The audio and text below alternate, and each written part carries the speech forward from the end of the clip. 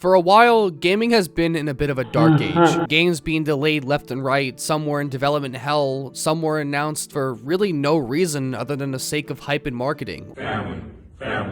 Only to just die down with loss of hope and hype, causing more damage than if you just didn't announce the game at all. I'm looking at you, Todd. Give me Skyrim 6! And when they do end up being released, they're buggy, unpolished, and straight up just half finished. You fight them for the last ray of dying light. Aw, he said it. He said the name of the game. Oh my god. COVID hasn't helped at all. Development has been atrocious with social distancing and quarantine for over 2 years now. It's amazing devs managed to get anything done to begin with. It's gotten to the point where I remain hesitant when I see any new announcement these days, because trailers can drastically hype you up only for the release to be a massive disappointment. Games have also ended up going down the marketable route, adding and changing mechanics that are not needed or never in an IP to begin with, like open world, live service, and character customization to give the excuse for microtransactions. It's a part of the gaming culture now, microtransactions being forced down our throats when unnecessary and just for the devs to make a quick buck. Even NFTs. Now it's becoming harder and harder to find a decently handcrafted game. No unnecessary microtransactions, nothing shoved down our throats, just a plain and simple, decently handcrafted video game. Nowadays, gamers... I can't say that with a straight face. Gamers have shifted to smaller scale games, the indie scene, in hopes of finding a decent, fully completed game rather than just a cash grab. And it doesn't have to be an indie game, just smaller teams with backings by larger companies can produce amazing content, like Risk of Rain, Ori, or Outer Wilds. Smaller games can leave a much bigger impact on you, giving more of a personal feeling, making you resonate with the memory you once had in your life, having an underlying moral that makes you reflect on what you just played. A game that made me feel this way was A Short Hike. A game I found on accident, and I was so glad I did. It's an amazing little title for only 6 months of development. What started as a little side project turned out to be an amazing product. I knew very little about A Short Hike when I downloaded it, and I'm happy I didn't. I always loved going into games knowing very little or really anything at all. Like, I didn't know the premise of Outer Wilds when I bought it, or that I was a depressed schizophrenic in Disco Elysium. It was all of Martinez. District in mourning. It creates a better experience, discovering it myself rather than being told what the premise is. The entire time playing, I had this smile on my face. The music, the visuals, the world, it all mixed together to create a wonderful experience. Starting a new save begins dialogue between Claire. Wait, you play as a woman? Nah, fuck that, this game sucks. Starting the game begins dialogue between Claire, the protagonist, and her Aunt May to visit Hawk Peak Provisional Park.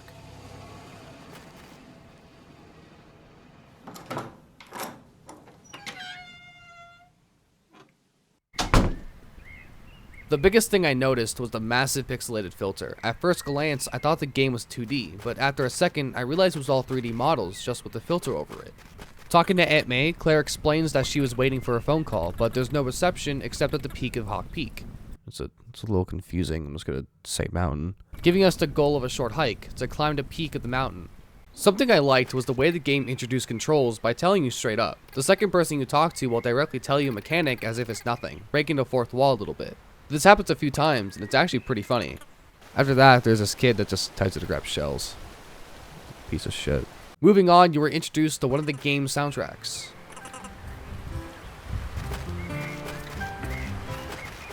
The music is very fascinating. I love it a lot, but I'll get into it later on. Continuing the trail, you find a steep slope, only to realize your fat ass can't make it up there.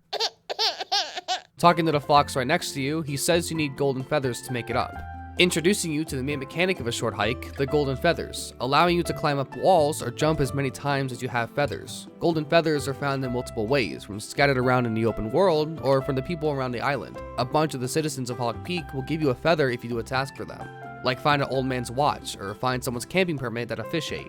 Every animal in Hawk Peak has unique dialogue, giving everyone their own personality that never becomes dull, from a raccoon who is self-conscious of his paintings, a squirrel who takes rock climbing too seriously, and the kid that bought all the 3070s on release day.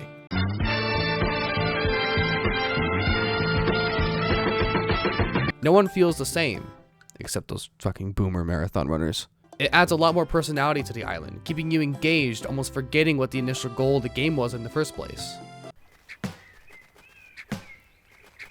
Oh shit, right, I gotta climb the mountain, guys. Sorry, y'all. There are a few activities you can do around the island, like a new sport that a kid created. Fishing, if you fucking hate yourself, and boat.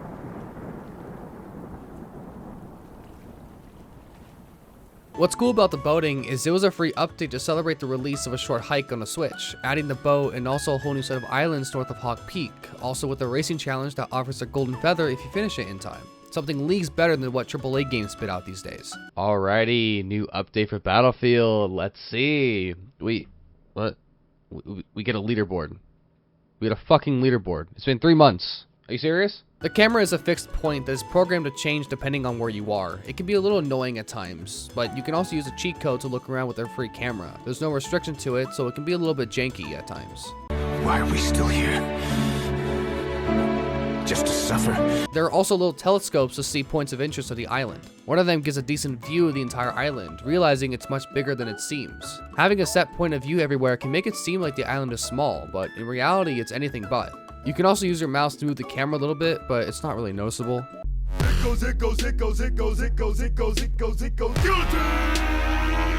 I think one of the stronger points of a short hike is the music. The game's music is composed by Mark Sparling, and he does a phenomenal job, creating an idea to adaptive music that I haven't seen before. The island is divided into 3 main parts, with multiple sections within each one. Every main area will have an underlying percussion theme, with layers for different subsections as an indicator to where you are, giving every area its own theme.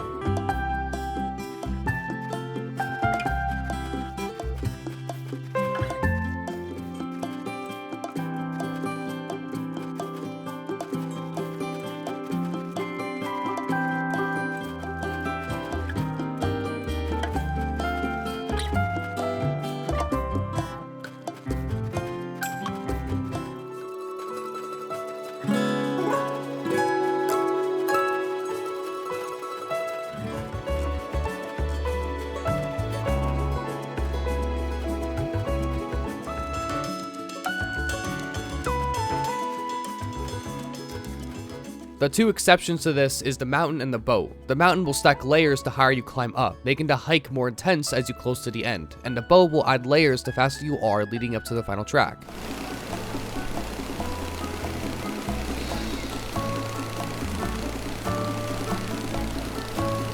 There is also flying that adds an orchestraic layer to the music, overpowering everything else.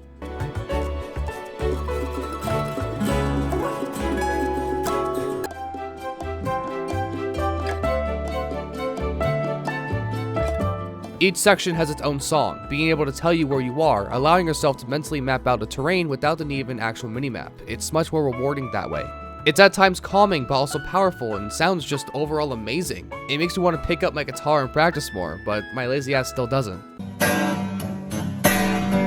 Like I said before, the game has a pixelated filter slapped on the screen, but later on an option was added to tone down the filter, to the point of getting rid of the filter completely. It looks nice, but it removes the initial charm the style had originally. I would recommend switching the filter at least after you made it to the peak, but it's up to you.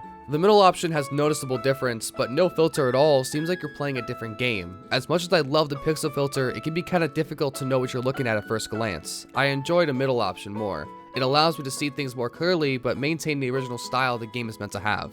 There are achievements in the game, giving you goals to work towards other than the peak, and an indicator that you've done everything there is to do. Oh hell yeah, I'll take some toast. Let's see what this is.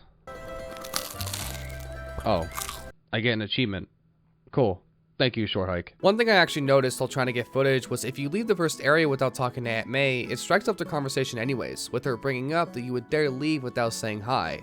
You wouldn't ignore your aunt, would you? Then continuing the conversation like normal. Also, when the kid on the beach wants you to get a pail to trade, the dialogue plays out differently if you already have it in your inventory. I really like this. For a small game, it's cool to have little touches like that to accommodate little details to make new playthroughs a little bit different. Something I also noticed is the intro animation will have a different color palette depending on what time it is for you. Sunny bright moon in the morning and a dark moon night in the evening. Little details like that just go a long way. And there's also little hats that you can find around the island to customize clarity or desire. Whoa! Yankee with brim! This is the part where I talk about the top of Hawk Peak and the ending. If you want to buy the game and experience it yourself, you'll want to stop right here. But I'll end this part with something. A short hike is only $8, and I wholeheartedly recommend it. It offers about 5 to 6 hours of gameplay if you want 100% it, and it's a pleasant experience the entire time playing. Alright, last warning. And getting to the peak, it's only a pond at the actual peak itself. Climbing up, we see the northern lights. For it just being pixels, it's visually pleasing. Claire just sits there, taking in the massive achievement you just made.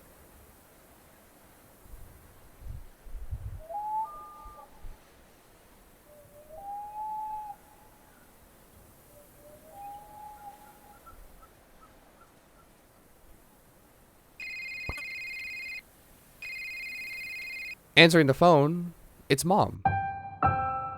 Claire has been worried as her mom was in surgery but wasn't there to support her. She's proud of you for making the hike all by yourself. You're growing up, growing to be on your own one day. An updraft begins and Claire hops on, giving us one final flight.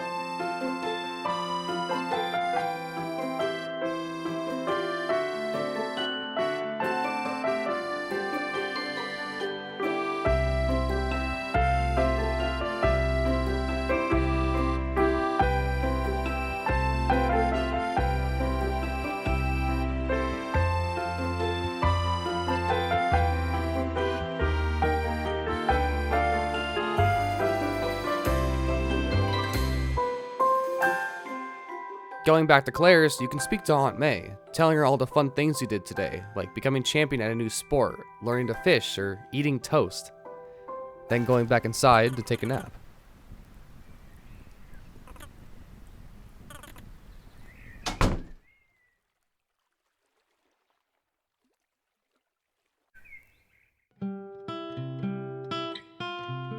It's a very touching ending. It may not be for some people, but it hits close to home. Moms are amazing. The amount of things they do for you is insane. They never get enough gratitude. I do kind of wish the climb itself wasn't such a short hike. It was honestly one of the smaller parts of the game, but that wasn't the point. The people you met, the activities you did, all the fun you had. The greatest part of the trip is all the stuff that happens between the beginning and the end.